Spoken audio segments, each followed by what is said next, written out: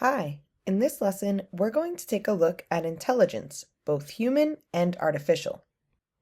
Artificial intelligence is a computer system that is able to perform tasks that ordinarily require human intelligence. Understanding and defining intelligence, though, is a complicated question. What exactly does it mean to be intelligent?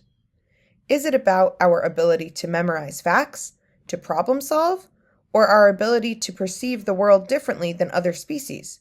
While the definition can be debated, for the sake of this course, we will define intelligence as the ability to perceive and interpret information and to retain it as knowledge to be applied in the correct context. So what does that exactly mean? When we are born, our brains are a blank slate in terms of the experiences that we've had and can remember. As we grow older, we collect data about our own lives and the lives of others. We can think of this information as input that we give to our brain. From each of these experiences, our brains process and store information for future use.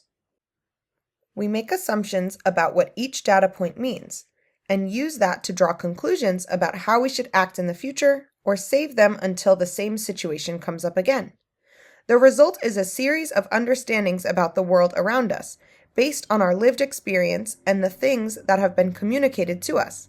If someone does well on a test every time they study a couple of days before, then they have learned that they should study a few days before so they can do well. If our lived experience was different, say we were able to ace an exam by studying just the night before, then this would affect the output or our understanding of how to proceed the next time that we're put in that situation. This ability to make adjustments and assumptions to inform current and future decisions is how many define intelligent thought. Artificial intelligence is the idea that computers can make some of the same intelligent decisions using their experiences. As computer programs receive input from the outside world, they are able to process this input to make conclusions about the world, and then adjust the behavior as a result of the experience. For example, if users on a phone continually reject autocorrect for the word LOL, AI recognizes that LOL is a word that they intended to use.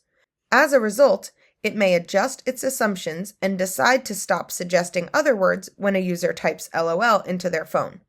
This process of learning from experience and adjusting behaviors constitutes intelligence. At the highest level, we like to talk about a few types of AI, most notably narrow AI and general AI. Any examples of AI that you have seen in your life will fall into narrow AI.